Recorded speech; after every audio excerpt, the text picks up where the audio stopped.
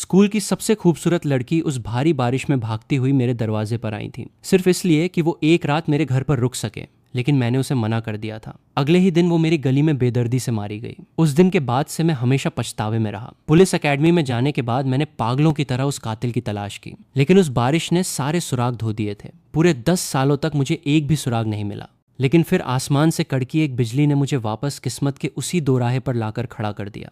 High school के दिनों में वापस आते ही मैंने जो सबसे पहला काम किया वह था दरवाजे की तरफ भागना। दरवाजा खोलते ही सामने सारा खड़ी थी। मार्क, मैंने सुना है तुम्हारे पेरेंट्स बिजनेस के काम से बाहर गए हैं और तुम घर पर अकेले हो। क्या मैं कुछ दिन तुम्हारे घर रुक सकती हूँ? मैं इसके बदले घर का सारा काम कर दूंगी। मैंने अपने सामने खड़ी उस लड़की को देखा और मेरे हाथ अपने आप उसे छूने के लिए आगे बढ़ गए। सारा ने घबराकर पीछे हटने की कोशिश की, लेकिन उसे मेरी मदद की जरूरत थी, इसलिए उसने खुद को रोक लिया। मेरी उंगलियों ने उसे छुआ तो उसकी त्वचा एकदम ठंडी पड़ चुकी थी। उसके शरीर का वो हल्का सा कांपना मुझे साफ बता रहा था कि वो अभी जिंदा है और मैं सच में अपने अतीत में वापस आ चुका हूँ। पिछले जन्म में मैंने उसे अपने घर में रुकने से मना कर दिया था और अगले ही दिन सड़क पर बेरहमी से उसका कत्ल कर दिया गया था। इसी वजह से मैं पुलिस एकेडमी गया और 10 साल तक उस केस की जांच करता रहा। लेकिन उस रात की भारी बारिश ने सारे सुराग मिटा दिए थे। सॉरी कहते हुए सारा घबराकर पीछे हटने लगी, लेकिन उसका पैर फिसल गया और वो पीछे की तरफ गिरने लगी। मैंने फुर्ती से उसकी कमर पकड़ी और उसे अपनी बाहों में खींच लिया। उस भारी बारिश के शोर के बीच हम दोनों के बीच एक अजीब सी खामोशी छा गई। वो मेरी बाहों में इस कदर सहमी हुई थी कि हिलने की हिम्मत भी नहीं कर पा रही थी। मैंने तुरंत अपने हाथ हटाए और रोशनी से थोड़ा दूर हट गया। तुम ठंड से कांप रही थी, इसलिए तुम्हें थोड़ी गर्माहट देने के लिए मैंने ऐसा किया। आई एम सॉरी, सारा ने धीमे से कहा। कोई बात नहीं। मैंने साइड में होकर उसे अंदर आने का रास्ता दिया। उसके चेहरे का रंग उड़ा हुआ था। उसे देखकर मेरे दिमाग में पुराने ख्यालात तेजी से घूमने लगे। पिछले जन्म में वो कातिल इस शहर में वो मर्डर करने के बाद हमेशा के लिए गायब हो गया था। लेकिन इस बार मैं सिर्फ उसे बचाऊंगा ही नहीं, बल्कि अपने सालों के पुलिस एक्सपीरियंस का इस्तेमाल करके आज रात ही उस कातिल को ढूंढ निकालूंगा। सारा नर्वस होकर एंट्रीवे पर खड़ी अपनी शर्ट का कोना खींच रही थी। जब मैं उसके लिए स्लीपर्स लेने के लिए मुड़ा तो वो और भी घबरा गई। मेरे मोजे गीले हैं, तुम्हारे स्लीपर्स गंदे हो जाएंगे। मैं नंगे पैर ही अंदर आ जाती हूँ, बाद में फर्श पहुंच दूंगी। इस तूफानी रात में एक लड़के के साथ घर में अकेले होने और पूरी तरह भीगे होने की वजह से वो बहुत अनसेफ महसूस कर रही थी। खुद को शांत रखने के लिए उसने अपने नाखून अपनी हथेलियों में गड़ा लिए थे। जैसे ही मैं पलटा, उसने अपनी नजरों से तेजी से पूरे घर को देखा। जब उसकी नजर टेबल पर रखी गर्म चाय और बिखरे हुए डिब्बों पर पड़ी, तब जाकर उसकी पीठ का तनाव थोड़ा कम हुआ। मैंने तौलिया देते हुए कहा, अगर तुम्हें ऐतराज न हो तो पहले बाल सुखा लो। उसने झिझकते हुए पूछा, क्या तुम मुझे पहनने के लिए कुछ कपड़े दे सकते हो? मेरे कपड़े काफी गीले हो गए हैं। तब मेरा ध्यान इस बात पर गया कि उसने अपनी भीगी हुई शर्ट को कितनी कसकर पकड़ा हुआ था। मैंने कहा, वैसे भी तुम्हें कपड़े बदलने ही हैं, तो क्यों ना तुम एक हॉट बाथ ले लो, वरना तुम्हें ठंड लग जाएगी और तुम बीमार पड़ जाओगी। गेस्ट रूम में बाथटब नहीं है तो तुम मेरे कमरे का बाथरूम यूज कर लो, मैं गर्म पानी चालू कर देता हूँ। मेरे बाथरूम में नहाने की बात सुनकर सारा शर्म से लाल हो गई और उसने बहुत ही धीमी आवाज में हाँ कहा। बाथरूम से पानी गिरने की आवाज आने लगी। सारा ने मुझे व्यस्त देखकर आखिरकार हिम्मत जुटाई और बोली, मार्क। मैंने उसे रोकते हुए कहा, तुम मुझे सिर्फ मेरे नाम से बुला सकती हो। तुम शायद ये पूछना चाहती हो कि मैंने तुमसे यहाँ रुकने की वजह क्यों नहीं पूछी। सारा ने हैरानी से सिर उठाया और बड़ी सी आंखों से मेरी तरफ देखते हुए हाँ में सिर हिलाया। मैंने कहा, तुम्हारी जैसी खूबसूरत लड़की अगर इतनी भारी बारिश में किसी का दरवाजा खटखटाकर मदद मांग रही है तो यकीनन कोई बहुत बड़ी मजबूरी रही होगी। अगर तुम इस बारे में बात करने में कंफर्टेबल नहीं हो तो मेरा बार बार पूछना सही नहीं है। मेरी ये बातें सुनकर सारा की आंखें भर आईं। पानी का टेम्परेचर सेट करने के बाद मैं उठा और धीरे धीरे चलकर उसके पास गया। मैंने अचानक अपना हाथ उसके कान के पास दीवार पर टिकाया और उसे अपने घेरे में ले लिया। मुझे इस बात की कोई फिक्र नहीं है कि तुम्हारे इरादे क्या हैं, लेकिन क्या तुम्हें डर नहीं लगता कि अगर तुम यहाँ रुकी तो मैं तुम्हारे साथ कुछ गलत कर सकता हूँ? दीवार से टिककर सारा ने अपने होंठ चबाए। उसे अपने अंदर एक अजीब सी गर्माहट महसूस हो रही थी। उसने बहुत हिम्मत से मेरी आंखों में देखा और बोली, मुझे तुम पर भरोसा है। उसके इस एक जवाब ने मेरे पास उसे और आजमाने की कोई गुंजाइश ही नहीं छोड़ी। मुझे याद आया कि आज रात मुझे कुछ बहुत ज़रूरी काम भी करने हैं, इसलिए मैंने मुस्कुराते हुए अपना हाथ हटा लिया। जाओ, जाकर नहा लो। और हाँ, तुम्हारे कपड़ों की बात है तो तुम्हारी हाइट के हिसाब से मेरी हुडी तुम पर एक ड्रेस की तरह फिट आएगी। फिलहाल उसी से काम चला लो।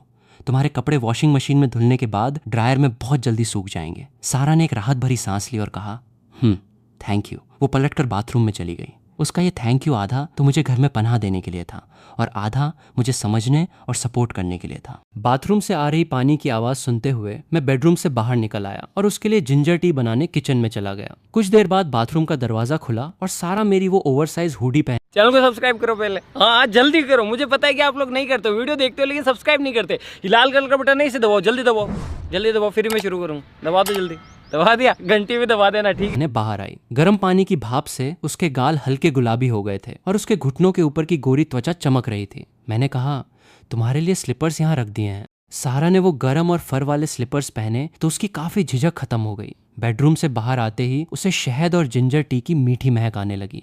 मैं मग लेकर उसके पास गया। मेरी नजर उसकी हुडी के बड़े से नेकलाइन पर पड़ी और मैं एक पल के लिए रुक सा गया। मैंने मग उसकी तरफ बढ़ाया और कहा, लो थोड़ी जिंजर टी पी लो। सारा ने मग पकड़ा और छोटे छोटे घूंट लेकर पीने लगी। मैंने पूछा, क्या मैं तुम्हारे लिए थोड़े नूडल्स बना दूं? उसने कहा, क्या इससे तुम्हें परेशानी नहीं होगी? इसमें परेशानी कैसी? बस कुछ ही मिनटों का काम है, तुम बैठो, मैं तुम्हारे लिए 2 अंडे भी फ्राई कर देता हूँ। मैं उठने ही वाला था कि उसने मेरा हाथ पकड़ लिया।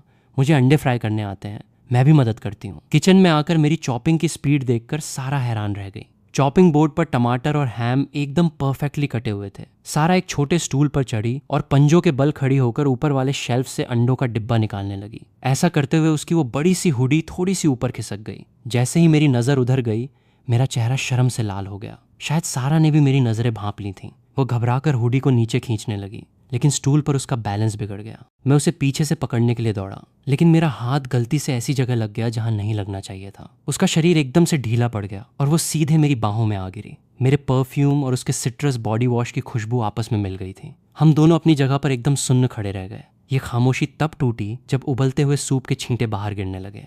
मैंने तुरंत अपने हाथ पीछे खींचे, थोड़ा पीछे हटा और उसके हाथ में चम्मच थमा दिया। तुम इसे चलाओ, मैं अंडे निकालता हूँ। मुड़ते ही मैंने आईने में देखा कि मेरे कान पूरी तरह लाल हो चुके थे। तो इतने सालों में ऐसा नहीं था कि मुझे लड़कियों में कोई दिलचस्पी नहीं थी, बल्कि बात बस इतनी थी कि कोई और मुझे कभी इस तरह का एहसास दिला ही नहीं पाई। सारा भी लाल चेहरे के साथ सिर झुकाए नूडल्स चला रही थी। तेल की छनछनाहट ने हमारे धड़कते दिलों की आवाज को काफी हद तक छुपा लिया था। सूप की खुशबू से पूरा किचन महक उठा। मैंने नूडल्स टेबल पर रखे और जानबूझकर उसकी कांपती उंगलियों को छूने से बचा।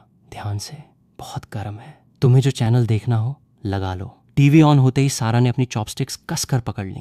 टीवी स्क्रीन पर वही एडल्ट वीडियो चल रहा था जिसे मैं पहले बंद करना भूल गया था। सीन काफी इंटेंस था। मैंने अपनी शर्मिंदगी छुपाने के लिए हल्का सा खांसा और तुरंत मेनू पर जाकर क्रेयॉन शिनचैन लगा दिया। मैं तो भूल ही गया था कि पहले भी मैं इसी डर से उसे अंदर आने से मना कर देता था कि कहीं वो ये सब न देख लें। शुक्र है कि इतने सालों के तजुर्बे ने मुझे थोड़ा ढीठ बना दिया था। बिना कोई एक्सप्रेशन बदले मैंने ऐसे रिएक्ट किया जैसे कुछ हुआ ही ना हो। सारा ने भी तुरंत टॉपिक चेंज कर दिया। मुझे नहीं पता था कि तुम इतनी अच्छी कुकिंग करते हो। मैंने टिश्यू पेपर से उसकी नाक पर आई पसीने की बूंदों को हल्के से पोंछा। पसीना आ रहा है ना, इसका मतलब है कि शरीर की ठंडक बाहर निकल रही है। आराम से खाओ, बर्तन में और भी है। वो पूरे फोकस के साथ नूडल्स खा रही थी। उसने सूप के साथ पूरा बाउल एकदम साफ कर दिया और उसके चेहरे पर एक अजीब सा सुकून था। क्या एक बाउल से तुम्हारा पेट भर गया? उसने हाँ में सिर हिलाया। उसके इतना कहते ही बाहर जोर से बिजली कड़की। मेरी नजर तुरंत घड़ी पर गई। 9:57 बज रहे थे। पिछले जन्म में हुए उस मर्डर के टाइम में अब सिर्फ आधा घंटा बचा था। इस बार मैं उस कातिल का असली चेहरा देख कर ही रहूंगा। वक्त बहुत कम था। मैंने तुरंत उस जगह के आसपास जाने का फैसला किया जहां खून हुआ था। मैंने उसे एक गिलास पानी और ओढ़ने के लिए एक ब्लैंकेट दिया। चूंकि तुमने खाना खा लिया है तो अब तुम लिविंग रूम में बैठकर टीवी देखो। बर्तन मैं वापस आकर धो लूंगा। मैं कुछ स्नैक्स लेने बाहर जा रहा हूँ, बस अभी आया। सारा ने हैरानी से पूछा, इतनी भारी बारिश में तुम बाहर जा रहे हो? कोई बात नहीं, दुकान पास ही है। दरवाजे तक पहुंचकर मैं अचानक रुका और पीछे मुड़ा। मुझे डर था कि कहीं कातिल ने यह सब पहले से प्लान न किया हो या फिर वो सारा का पीछा करते हुए यहाँ तक न आ गया हो। याद रखना, जब तक मैं वापस न आऊं, कोई भी दरवाजे की घंटी बजाए, तुम्हें दरवाजा नहीं खोलना है। मेरे पास चाबी है, मैं घंटी नहीं बजाऊंगा। मेरी बात सुनकर सारा ने एक आज्ञाकारी बिल्ली की तरह सिर हिलाया और खुद को ब्लैंकेट में अच्छी तरह लपेट लिया। दरवाजा बंद होते ही उस खाली कमरे में वो सोफे पर सिकुड़ कर बैठ गई और चुपचाप मेरे लौटने का इंतजार करने लगी। मैंने अपना काला छाता खोला और बारिश में बाहर निकल पड़ा। अपनी वाटरप्रूफ घड़ी पर टाइम देखा। रात के 9:58 बज रहे थे। पिछले जन्म में फोरेंसिक रिपोर्ट के हिसाब से सारा की मौत का समय करीब 10:30 बजेगा था। आज रात मेरा टारगेट वो 24 घंटे खुलने वाला कन्वीनियंस स्टोर था जो उसके उस रास्ते में पड़ता था जहां से उसे गुजरना था। पिछले जन्म में सारा ने उसी स्टोर से छाता लिया था और कुछ खाने के बाद उस गली की तरफ गई थी जहां उसका मर्डर हुआ था। हालांकि आज रात वो मेरे घर पर सेफ थी, लेकिन मुझे ये कंफर्म करना था कि क्या टाइमलाइन अपने आप को सही करने की कोशिश करेगी। क्या सारा की जगह कोई और उस जगह पर मरेगा? मैं ऐसा बिल्कुल नहीं होने दे सकता था। रास्ते में मैंने अपना फोन निकाला और घर का कैमरा चेक किया। स्क्रीन पर सारा सोफे पर घुटने मोड़कर बैठी टीवी देख रही थी। ये तसल्ली होने के बाद कि वो शांति से घर पर है और कहीं गई नहीं है। चैनल को सब्सक्राइब करो पहले, हाँ जल्दी करो, मुझे पता है कि आप लोग नहीं करते, वीडियो देखते हो लेकिन सब्सक्राइब नहीं करते। ये लाल कलर का बटन नहीं से दबाओ, जल्दी दबाओ, जल्दी दबाओ, फिर मैं शुरू करूँ। दबा दो जल्दी, दबा दिया, घंटी भी दबा देना, ठीक है। मैंने अपने कदम तेज कर दिए। कन्वीनियंस स्टोर के पास पहुंचते ही मुझे किसी के कराहने की आवाज आई। गली के कोने में कूड़ेदान के पास एक दुबला पतला लड़का सिकुड़ा हुआ पड़ा था। कुछ गुंडे उसे घेर कर लात घूंसे मार रहे थे और बदतमीजी से पूछ रहे थे कि उसने अपने हाथ में क्या छुपा रखा है। जमीन पर गिरे उस लड़के ने एक हल्के भूरे रंग का रुमाल कसकर पकड़ा हुआ था और उसके पास ही एक लोहे का डिब्बा गिरा था। मैंने एक नजर में ही उसे पहचान लिया। वो मेरी क्लास का सबसे शांत रहने वाला लड़का टॉमी था, जिसे सब बुली करते थे। मेरी आवाज सुनकर उन गुंडों ने पलट कर देखा और उनका चेहरा सफेद पड़ गया। मेरे पेरेंट्स का इस शहर में काफी रुतबा था, इसलिए ये गुंडे हमेशा मुझसे खौफ खाते थे। मैंने अपना छाता नीचे भी नहीं किया और वे भूत देखने जैसी हालत में वहां से भाग खड़े हुए। अब उस गली में सिर्फ बारिश की बूंदों के टिन के डिब्बे पर गिरने की आवाज गूंज रही थी। मैं नीचे झुका और टॉमी के सिर पर छाता लगा दिया। तुम ठीक हो? क्या मैं तुम्हें हॉस्पिटल छोड़ दूं? उसकी कलाई पर अब भी 3 महीने पहले जलने का निशान साफ दिख रहा था। मैंने उसे उठाने के लिए हाथ बढ़ाया, पर उसने किसी करंट की तरह अपना हाथ पीछे खींच लिया। लोहे का वो डिब्बा दीवार से टकराया और कुछ क्रेयॉन और बिल्ली के खाने का आधा पैकेट कीचड़ में गिर गया। इतनी भारी बारिश में तुम आवारा बिल्लियों को खाना खिलाने निकले हो? टॉमी ने बस हल्का सा सिर हिलाया और अचानक उसे जोरों की खांसी आने लगी। उसके कमजोर कंधे बारिश में कांप रहे थे। मैंने अपनी जैकेट उतारी और उसकी तरफ उछाल दी। इसे पहन लो। क्या तुम्हारी माँ फिर से आउट ऑफ टाउन है? अगर तुम बीमार पड़ गए तो तुम्हारे छोटे भाई का ख्याल कौन रखेगा? तभी मेरे दिमाग में पिछले जन्म की सीसीटीवी फुटेज फ्लैश हुई। पिछले जन्म में सारा ने कन्वीनियंस स्टोर के बाहर कुछ ऐसा देखा था जिसकी वजह से वो उस गली में गई थी। टॉमी को देखकर मुझे अचानक सब समझ आ गया। सारा ने यकीनन टॉमी को उन गुंडों से पिटते हुए देखा होगा। मेरे दिमाग में पिछले जन्म की सारी डिटेल्स तेजी से घूमने लगी। अगर सारा उस रात कन्वीनियंस स्टोर से निकलकर इस बुलिंग को रोकने आई होगी तो पूरी तरह भीगी होने के कारण उन गुंडों का ध्यान टॉमी से हटकर सारा पर चला गया होगा। मैंने याद करने की कोशिश की कि पिछले जन्म में मंडे को टॉमी कैसा दिख रहा था। उस दिन उसकी चोटें आज से कहीं ज्यादा गहरी थीं, लेकिन सारा की मौत पर उसका कोई खास रिएक्शन नहीं था। इसका मतलब था कि पिछले जन्म में टॉमी ने यकीनन अपनी जान पर खेलकर उन गुंडों को रोका होगा ताकि सारा वहां से भाग सके। अगर उन गुंडों ने सारा का मर्डर नहीं किया तो असली कातिल कोई और था। थोड़ा और सोचने पर मुझे एक सबसे अहम सुराग मिला। कातिल का हथियार! इस तूफानी रात में जो भी वो जानलेवा चाकू लेकर घूम रहा होगा वही सबसे बड़ा सस्पेक्ट होगा। ये सोचकर कि उन 3 गुंडों के पास चाकू हो सकता है, मुझे इस बात पर बहुत पछतावा हुआ कि मैंने उन्हें भागने दिया। जहां तक बुरी तरह घायल टॉमी का सवाल था, पिछले जन्म में वो ग्रेजुएशन तक जिंदा रहा था, इसलिए अभी मुझे उसे यहीं छोड़ना होगा। अगर तुम ठीक हो तो जल्दी से अपने घर जाओ। मैं पलटा ही था कि मेरी नज़र टॉमी के टूटे हुए छाते पर पड़ी। मैंने अपना काला छाता उसके हाथ में थमा दिया। तुम्हारा छाता टूट गया है, मेरा ले लो। मुझे कुछ काम है, इसलिए मैं तुम्हें घर नहीं छोड़ सकता। ध्यान से और जल्दी घर पहुंचो। इससे पहले कि टॉमी मना करता, मैं उस भारी बारिश में भाग चुका था और नजरों से ओझल हो गया। बारिश इतनी तेज थी कि वे तीनों गुंडे ज्यादा दूर नहीं भाग पाए होंगे। वे एक शेड के नीचे छुपकर बारिश रुकने का इंतजार कर रहे थे। वे मुझे गालियां देते हुए प्लान बना रहे थे कि कैसे मेरे सिर पर बोरा डालकर मुझे पीटें, लेकिन मेरे बैकग्राउंड की वजह से वे डर भी रहे थे। जब वे इसी उधेड़बुन में थे, मैं बहुत तेजी से भागता हुआ उनके सामने जा पहुंचा। तीनों गुंडे मुझे देखकर बुरी तरह डर गए। उन्हें लगा मैं पैसे मांगने आया हूँ, इसलिए वे हाथ हिलाते हुए पीछे हटने लगे। हेलो दोस्तों, मुझे कुछ उधार चाहिए। तीनों ने शक और बचाव की नजरों से एक दूसरे को देखा। पैसे नहीं, कुछ और। वे तीनों कंफ्यूज होकर मेरी तरफ देखने लगे। मैंने उनकी आंखों में देखा और एक बहुत ही मासूम सी स्माइल दी। चाकू उधार चाहिए। तीनों गुंडे वहीं सन्न खड़े रह गए। साफ था कि उन्हें मेरी बात समझ नहीं आई। तुम लोग सड़क के गुंडे हो और बाहर घूमते हुए तुम्हारे पास एक चाकू भी नहीं है? मेरा ये ताना काम कर गया। उनमें से हरे बालों वाले गुंडे ने गुस्से में अपनी जेब से एक बटरफ्लाई नाइफ निकाला और मेरे सामने ऐसे घुमाने लगा जैसे कोई करतब दिखा रहा हो। मैंने बस एक नजर देखी और समझ गया कि ये वो चाकू बिल्कुल नहीं हो सकता जिसका जिक्र फोरेंसिक रिपोर्ट में था। एकदम साफ कट वाला फ्रूट नाइफ। ये बहुत ज्यादा फैंसी है। मैं तुम्हें $100 दूंगा अगर तुम मुझे फ्रूट नाइफ जैसा कोई चाकू दोगे। इतने पैसों का नाम सुनते ही बाकी दोनों गुंडे भी अपनी अपनी जेबें टटोलने लगे। एक ने मल्टीपर्पज स्विस आर्मी नाइफ निकाला और दूसरे ने एक चमकता हुआ फोल्डिंग हंटिंग नाइफ। दोनों ही वो चाकू नहीं थे जिसकी मुझे तलाश थी। चाकू तो अच्छे हैं, लेकिन मेरे पास सिर्फ $100 ही हैं। रहने दो। गुंडों की गालियों को इग्नोर करते हुए, क्योंकि उन्हें लगा कि मैं उनका मजाक उड़ा रहा हूँ, मैं बिना कुछ कहे पलटा और वापस उस ठंडी बारिश में भाग निकला। इन तीनों गुंडों के पास वो हथियार नहीं था जिसे मैं ढूंढ रहा था। ये सुराग यहीं खत्म हो गया। मेरे सीने में एक अजीब सी बेचैनी बढ़ने लगी। सच कहूं तो इस केस को सॉल्व करने का सबसे आसान तरीका यही था कि मैं सारा को घर पर रुकने से मना कर देता और फिर चुपचाप उसका पीछा करता। इस तरह मैं कातिल को रंगे हाथों पकड़ सकता था। लेकिन इस नए जन्म में उसे अपने सामने सही सलामत देखकर मैं अपने जज्बातों को रोक ही नहीं पाया। मैं समंदर में सुई ढूंढने चैनल को सब्सक्राइब करो पहले। हाँ जल्दी करो, मुझे पता है कि आप लोग नहीं करते हो, वीडियो देखते हो लेकिन सब्सक्राइब नहीं करते। ये लाल कलर का बटन नहीं से दबाओ, जल्दी दबाओ, जल्दी दबाओ, फिर मैं शुरू करूँ। दबा दो जल्दी, दबा दिया, घंटी भी दबा देना, ठीक। जैसी इस मुश्किल को चुनना पसंद करूंगा, लेकिन उसकी जान को जरा भी खतरे में नहीं डालूंगा। मैं वापस कन्वीनियंस स्टोर में गया ताकि कुछ खाने का सामान खरीद सकूं। एक भले से कर्मचारी ने मुझे अपने सिर का पानी पोंछने के लिए एक साफ तौलिया दिया। मैंने उसे थैंक यू कहा, पानी पोंछा, अपना फोन एक वाटरप्रूफ पाउच में डाला और पिछले जन्म में सारा ने जैसे जैसे कदम बढ़ाए थे, बिल्कुल वैसे ही मैं उस खूंखार तूफान में फिर से निकल पड़ा, उसी मनहूस जगह की तरफ जहां वो मर्डर हुआ था। बाहर निकलते ही तेज हवा ने मेरे छाते की हड्डियां मोड़ने की कोशिश की। कीचड़ और टूटे कांच पर पैर रखते हुए मैं आखिरकार सीसीटीवी कैमरे के उस ब्लाइंड स्पॉट पर पहुंच ही गया। फोरेंसिक रिपोर्ट में इसी जगह का बार बार जिक्र किया गया था। मेरी वाटरप्रूफ घड़ी चमक रही थी। समय था रात के 10:17 अचानक से एक तेज हवा का झोंका आया और मेरा छाता पलट गया। मैंने छाता वहीं छोड़ दिया और उस ठंडी बारिश को अपने ऊपर गिरने दिया।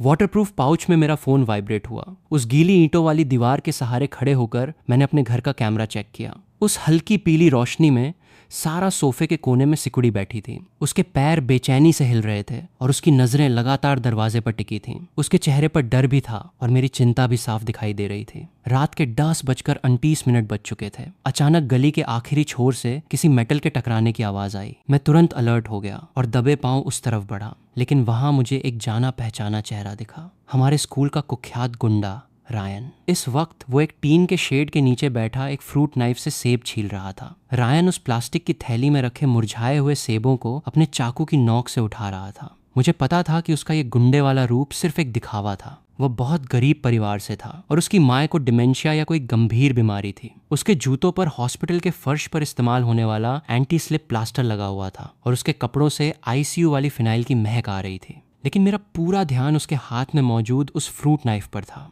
उस चाकू का डिजाइन और साइज बिल्कुल वैसा ही था जैसा सारा के मर्डर केस की फाइल में लिखा था। तुम बारिश में क्या कर रहे हो?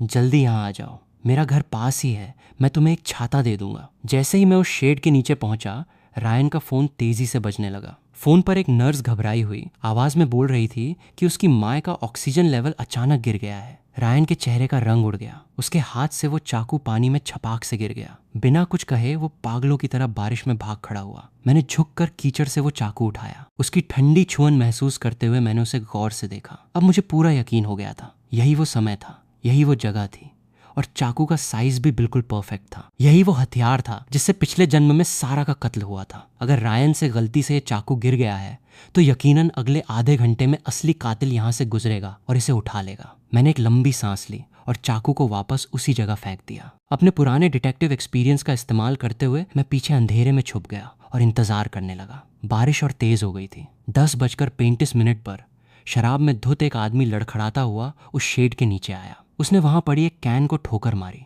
और उसके कीचड़ से सने जूते उस चाकू के हैंडल पर पड़े, जिससे चाकू का ब्लेड कीचड़ में और गहराई तक धंस गया। फिर वो अपनी आधी बची बोतल पकड़े वहां से चला गया। 10:37 पर एक डिलीवरी बॉय ने अपनी साइकिल का ब्रेक लगाया, पर वो फिसल कर उस चाकू के ऊपर गिर पड़ा। वो गालियां बकता हुआ उठा और गुस्से में उस चाकू को नाली की तरफ लात मार दी। वो चाकू पूरी तरह से कीचड़ और गंदे पानी में छुप गया। अब रात के 10:55 बज रहे थे। कीचड़ में सने उस चाकू को किसी का इत्तेफाक से ढूंढ लेना नामुमकिन था। सारा की मौत के अंदाजे वाले समय में अब बस कुछ ही मिनट बचे थे। तभी काले रंग का रेनकोट और मास्क पहने एक परछाई उस गली में दाखिल हुई। वो थोड़ा झुक कर चल रहा था। वो सीधा उस कीचड़ में दबे चाकू की तरफ गया और नीचे झुक गया। मेरे शरीर की नसें एकदम तन गईं। जैसे ही उसने चाकू का हैंडल पकड़ा, रेनकोट की आस्तीन से उसका हाथ बाहर आया। उसकी कलाई पर एसिड से जलने का एक बहुत ही साफ निशान था। मैं तुरंत अंधेरे से बाहर आया और उस धुंधली सी रोशनी में रेनकोट के अंदर मौजूद उस चेहरे को साफ देखा। वो और कोई नहीं बल्कि हमारे स्कूल के सबसे शरीफ और अच्छे माने जाने वाले केमिस्ट्री टीचर मिस्टर डेविस थे। मेरे अंदर जैसे एक तूफान सा उठ गया। 3 महीने पहले लैब में लड़ते हुए बच्चों को बचाने के चक्कर में उनका खुद का हाथ एसिड से जल गया था। उस हादसे के बाद भी उन्होंने उन बच्चों को बड़े प्यार से समझाया था। वो अपनी पत्नी की हर बात मानने वाले पति के रूप में जाने जाते थे और हर कोई उनकी इज्जत करता था। लेकिन अगर कातिल वो थे तो पिछले जन्म की सारी कड़ियां जुड़ जाती थीं। पिछले जन्म में सारा पर उस अंधेरी गली में हमला हुआ था, लेकिन उसके भागने या संघर्ष करने का कोई निशान नहीं था। ऐसा इसलिए था क्योंकि वो भी इस शरीफ टीचर पर पूरा भरोसा करती होगी। अगर मिस्टर डेविस ने उसे अपना रेनकोट ऑफर किया होगा और कहा होगा कि वो उसे अपने घर ले जाकर अपनी पत्नी के पास सेफ रखेंगे, तो उस तूफानी और डरावनी रात में सारा उन पर जरा भी शक नहीं करती। ये सब सोचकर मेरा दिल दर्द से। चैनल को सब्सक्राइब करो पहले, हाँ जल्दी करो। मुझे पता है कि आप लोग नहीं करते, वीडियो देखते हो लेकिन सब्सक्राइब नहीं करते। ये लाल कलर का बटन नहीं से दबाओ, जल्दी दबाओ, जल्दी दबाओ, फिर मैं शुरू करूँ। दबा दो जल्दी, दबा दिया, घंटी भी दबा देना, ठीक। भर गया, लेकिन मैं कोई भी कदम जल्दबाजी में नहीं उठा सकता था। आखिरकार इस वक्त के मिस्टर डेविस ने अभी तक कोई जुर्म नहीं किया था। मैंने अपनी पुलिस ट्रेनिंग का इस्तेमाल करके ये पता लगाने का फैसला किया कि वो इतनी रात गए बाहर क्या कर रहे थे। Mister Davis! मेरी आवाज सुनकर उन्होंने सिर उठाया। मुझे इस तरह पूरा भीगा हुआ देखकर उनके चेहरे पर हैरानी और चिंता साफ झलक रही थी। मार्क, तुम इस हालत में यहाँ क्या कर रहे हो? कहीं तुम बारिश में तो नहीं फंस गए थे? सर, आप इतनी रात को बारिश में बाहर क्यों निकले हैं? मैंने उनके चेहरे के हाव भाव को गौर से देखते हुए पूछा। मैंने उनकी आंखों में एक पल के लिए झिझक साफ देखी। कुछ नहीं, बस एक सिगरेट का पैकेट लेने निकला था। वो झूठ बोल रहे थे। मिस्टर डेविस कभी सिगरेट नहीं पीते थे। ये बात पूरा स्कूल जानता था। मेरा रेनकोट काफी बड़ा है, तुम भी इसमें आ जाओ, मैं तुम्हें अपने घर ले चलता हूँ। वहां से तुम ये रेनकोट पहनकर अपने घर चले जाना। वो हमेशा की तरह बहुत ही प्यार से बोल रहे थे। मैंने बस सिर हिलाया और उनके रेनकोट में आ गया। साथ चलते हुए मैंने नोटिस किया कि उनकी नजर पास ही लगी एक कॉन्डम वेंडिंग मशीन पर गई और फिर तुरंत उन्होंने मुझे कंधे से पकड़कर आगे बढ़ा लिया। मैं किसी जिंदा लाश की तरह उनके साथ चलता रहा। घर के दरवाजे पर पहुंचकर मिस्टर डेविस ने अचानक अपना फोन निकाला, कोई मैसेज टाइप किया और फिर तुरंत फोन वापस जेब में रख लिया। मैं अपनी चाबी लाना भूल गया हूँ, जरा इंतजार करो। लेकिन मैंने साफ महसूस किया था कि उनके बेल्ट में चाबियों का गुच्छा टंगा हुआ था। यह आज रात उनका दूसरा झूठ था।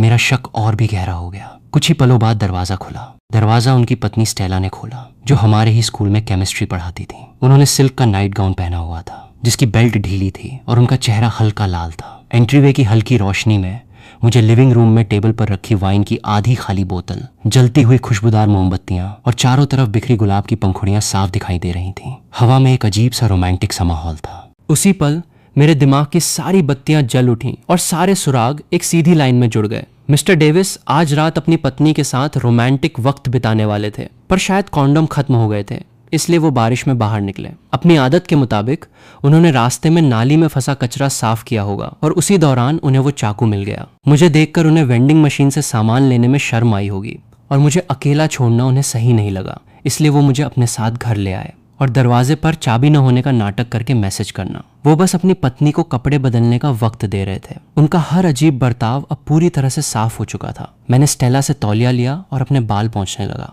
लेकिन अब मेरे मन का शक एक बहुत बड़े सवाल में बदल गया था। अगर वो सच में एक अच्छे इंसान है और उनकी पत्नी घर पे उनके लौटने का प्यार से इंतजार कर रही थी, तो क्या ऐसा इंसान रास्ते में किसी स्टूडेंट को मरने के लिए छोड़ देगा या फिर उसका मर्डर कर देगा? स्टेला का ध्यान मिस्टर डेविस के हाथ में मौजूद उस गंदे चाकू पर गया। नाली के पास मिला, इसमें काफी कचरा फंसा हुआ था। फिर मार्क मिल गया तो इसे फेंकना ही भूल गया। इतना कहकर मिस्टर डेविस उसे डस्टबिन में फेंकने ही वाले थे कि मुझे कुछ अजीब सा लगा। 1 मिनट सर, क्या मैं ये चाकू देख सकता हूँ? मिस्टर डेविस ने थोड़ा कंफ्यूज होकर चाकू को पलटा और हैंडल मेरी तरफ करके बहुत आराम से मुझे पकड़ा दिया। उनके इस छोटे से एक्शन ने फिर साबित कर दिया कि वो अंदर से कितने जेंटल इंसान थे। मैंने उस फ्रूट नाइफ को बहुत ध्यान से देखा और मेरे होश उड़ गए। बाहर अंधेरा होने की वजह से मैंने पहले ध्यान नहीं दिया था, लेकिन इस चाकू के ब्लेड पर एक हल्का सा डेंट था। जाहिर है कि रायन ने इससे कोई बहुत सख्त चीज काटी होगी। फोरेंसिक रिपोर्ट में ऐसे किसी भी डेंट का जिक्र नहीं था। अगर ऐसे चाकू से मर्डर होता तो घाव बिल्कुल अलग तरह का होता। इसका मतलब था कि असली हथियार ये चाकू था ही नहीं। मैं पूरी तरह से गलत इंसान के पीछे भाग रहा था। मैंने घबरा कर अपनी घड़ी देखी। रात के 11 बज चुके थे। असली कातिल शायद अभी अभी बाहर निकला हो। घबराहट में मैंने तौलिया स्टेला के हाथ में थमाया। सॉरी सर, मुझे बहुत देर हो रही है, मुझे तुरंत घर जाना होगा। मैं आपका रेनकोट लेकर जा रहा हूँ। मैंने वो चाकू वापस मिस्टर डेविस को दिया और उनका रेनकोट पहनकर दोबारा उस खौफनाक तूफान में छलांग लगा दी। मैं भागता हुआ वापस उसी जगह पर आया जहां मर्डर हुआ था। मैंने आसपास कई चक्कर लगाए। एक आध राहगीर वहां से गुजरा, पर कोई भी ऐसा नहीं लग रहा था जो बीच रास्ते में रुककर किसी का खून कर दे। रात के 11:30 बज चुके थे। सड़कें पूरी तरह से सूनी थीं। मैंने फोन निकालकर घर का कैमरा चेक किया। सारा सोफे पर सिकुड़ी हुई थी। उसे बहुत तेज नींद आ रही थी और उसका सिर बार बार नीचे गिर रहा था, लेकिन वो फिर भी जागने की कोशिश कर रही थी। वो बार बार दरवाजे की तरफ देखकर मेरा इंतजार कर रही थी। मैंने मुट्ठी भींची और अपना रेनकोट उतार फेंका। मैं उस घने अंधेरे में उस जगह के आसपास भटकता रहा। रात के 12 बज गए, लेकिन मुझे एक भी संदिग्ध इंसान नहीं दिखा। मेरे अंदर एक बहुत ही गहरी लाचारी और डर बैठ गया था। क्या मैं सच में चूक गया? अगर मुझे कातिल नहीं मिला तो मैं पिछले जन्म में हुए सारा के साथ उस अन्याय को कैसे मिटा पाऊंगा? मैंने अपना सिर आसमान की तरफ उठाया और उस भारी बारिश को अपने चेहरे पर गिरने दिया। मेरा इरादा और भी मजबूत हो गया। अचानक मेरा फोन वाइब्रेट हुआ। मैंने तुरंत कैमरा खोला। स्क्रीन पर सारा नींद में होने के बावजूद अकेलेपन के डर से लड़ते हुए दरवाजे तक आई और बहुत ही चिंता से आसपास देखने लगी। किसी अचानक आई आवाज से वो डर गई। उसने घबराकर कैमरे की तरफ देखा। मैंने कैमरे की तरफ देखकर एक प्यारी सी स्माइल दी और वादा किया कि मैं बस अभी आ रहा हूँ। इसके बाद वो अपने थके हुए शरीर को लेकर वापस ब्लैंकेट में सिकुड़ गई। अब उसके चैनल को सब्सक्राइब करो पहले। हाँ जल्दी करो, मुझे पता है कि आप लोग नहीं करते हो, वीडियो देखते हो लेकिन सब्सक्राइब नहीं करते। ये लाल कलर का बटन नहीं से दबाओ, जल्दी दबाओ, जल्दी दबाओ, फिर मैं शुरू करूँ। दबा दो जल्दी, दबा दिया, घंटी भी दबा देना, ठीक है। मेरे पर काफी सुकून था। उस खाली सड़क को देखते हुए मैं बारिश में खड़ा रहा और ठंडे पानी को खुद पर गिरने दिया। ये मेरी पुरानी आदत थी। ठंडा पानी मेरे दिमाग को तेजी से काम करने में मदद करता था। मैंने आज रात मिले हर इंसान के बारे में सोचना शुरू किया। स्टोर का कर्मचारी टॉमी, वो 3 गुंडे, मिस्टर डेविस।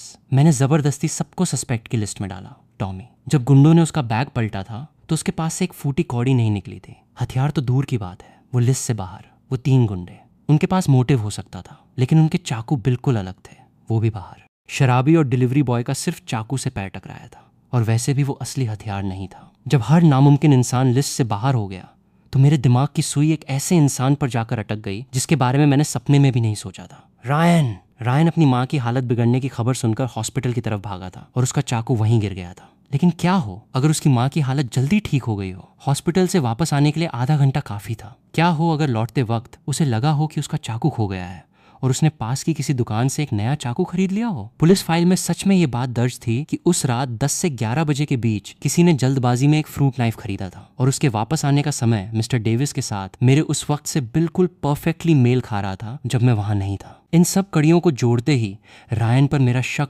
बहुत ज्यादा बढ़ गया। इस थ्योरी को चेक करना बहुत आसान था। मुझे बस अभी रायन के घर जाकर उसका दरवाजा खटखटाना था। अगर वो घर पर आ चुका है और उसने सच में एक नया चाकू खरीदा है तो उसका कातिल होना पक्का हो जाएगा। अपनी याददाश्त के सहारे मैं उसके घर के पास पहुंचा। मेरा दिल बैठ सा गया। उसके घर की लाइट जल रही थी। मैंने एक गहरी सांस ली और दरवाजा खटखटाया। दरवाजा खुला। रायन बिना शर्ट के खड़ा था। उसके सिर पर एक तौलिया था। अरे मार्क, तू यहाँ क्या कर रहा है? इतनी रात को घर नहीं गया?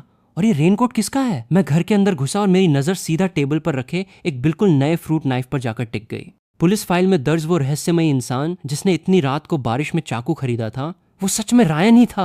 ये मिस्टर डेविस ने दिया है। तू अभी अभी वापस आया है? हाँ यार, माँ की तबीयत अचानक खराब हो गई थी। उस हड़बड़ी में मैं तुझे छाता देना ही भूल गया। पर तू इतनी रात को बाहर क्या कर रहा है? कुछ नहीं, बस ऐसे ही बारिश में घूमने का मन कर रहा था। वैसे जब तू भागा था तो तेरा चाकू गिर गया था। ये नया चाकू क्यों ले आया? अरे बाप रे, मैं सोचूं मेरी जेब में चाकू क्यों नहीं है, कहाँ गिर गया वो? मिस्टर डेविस को मिल गया था। उन्होंने डस्टबिन में फेंक दिया। चलो कोई नहीं, वैसे भी उस चाकू से मैंने लकड़ी काटी थी तो वो थोड़ा मुड़ गया था। आते वक्त रास्ते में ये नया खरीद लिया। वो बहुत कैजुअली हंस रहा था लेकिन मेरे अंदर अंधेरा छा गया। उसके घर लौटने का समय और मर्डर का समय बिल्कुल एक था और उसने सच में मर्डर वेपन जैसा ही एक नया चाकू खरीदा था। उसे सस्पेक्ट की लिस्ट से बाहर करना नामुमकिन था। मैंने सोच समझकर उसे सीधे आजमाने का फैसला किया। रायन, हम दोस्त हैं ना? ये भी कोई पूछने की बात है? हम पक्के भाई हैं।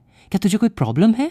मुझे पता। उसके इस दोस्ताना अंदाज को देखते हुए मैंने सीधा उसकी आंखों में देखा। मैं नहीं चाहता कि किसी दिन मैं तुझे कोई जुर्म करने की वजह से जेल जाते हुए देखूं। कोई भी काम करने से पहले उसके अंजाम के बारे में सोचा कर। तेरी माँ को तेरी जरूरत है। कोई भी गैर कानूनी काम मत करना। रायन सन्न रह गया। उसने मेरी बात का बिल्कुल गलत मतलब निकाल लिया। उसे लगा कि मुझे स्कूल में उसके नकली सिगरेट बेचने वाले सीक्रेट प्लान के बारे में पता चल गया है। उसे गुस्सा नहीं आया, बल्कि वो इस बात से बहुत इमोशनल हो गया कि मैं इतनी भारी बारिश में उसे सही रास्ता दिखाने आया हूँ। तू टेंशन मत ले भाई, बाकी लोग भले ही न जाने, पर तुझे तो पता है मैं कैसा हूँ। मैं ऐसा कोई काम नहीं करूँगा। मुझे लगा मेरा काम हो गया है, इसलिए मैं वहाँ से निकल आया। मुझे नहीं पता था कि मेरी इस चेतावनी से उसने नकली सिगरेट बेचने का प्लान हमेशा के लिए ड्रॉप कर दिया था। जब मैं वापस बारिश में जा रहा था तो उसने पीछे से अपने सीने पर मुक्का मारा और कसम खाई कि वो मुझे जिंदगी भर अपना पक्का भाई मानेगा। बहुत ही अजीब से इमोशंस के साथ मैं रायन के घर से निकला। मैंने मिस्टर डेविस का रेनकोट लिया और चुपचाप उनके घर के बाहर रख दिया। अंदर से मुझे कुछ ऐसी आवाजें आ रही थीं जो किसी को भी शर्मा दें, इसलिए मैंने उन्हें डिस्टर्ब नहीं किया। मैं बारिश में भीगता हुआ घर की तरफ चल दिया, लेकिन अब मेरे दिल का बोझ काफी हल्का हो गया था। अगर रायन ही वो कातिल था तो कम से कम अभी वो उस स्टेज पर था जहां उसे सही रास्ते पर लाया जा सकता था और उसके अंदर की बुराई को खत्म किया जा सकता था। आज रात मैं इतने लोगों से मिला और फिलहाल रायन से बड़ा सस्पेक्ट और कोई नहीं था। बस दोस्तों, आज की वीडियो में इतना ही। वीडियो अच्छी लगी हो तो लाइक ज़रूर कर देना और चैनल को सब्सक्राइब कर लो ऐसे ही अमेजिंग वीडियोस के लिए। थैंक्स फॉर वॉचिंग, मिलते हैं नेक्स्ट वीडियो में। चैनल को सब्सक्राइब करो पहले, हाँ जल्दी करो, मुझे पता है कि आप लोग नहीं करते हो, वीडियो देखते हो लेकिन सब्सक्राइब नहीं करते। ये लाल कलर का बटन नहीं से दबाओ, जल्दी दबाओ, जल्दी दबाओ, फिर मैं शुरू करूँ। दबा दो जल्दी, दबा दिया, घंटी भी दबा देना, ठीक है।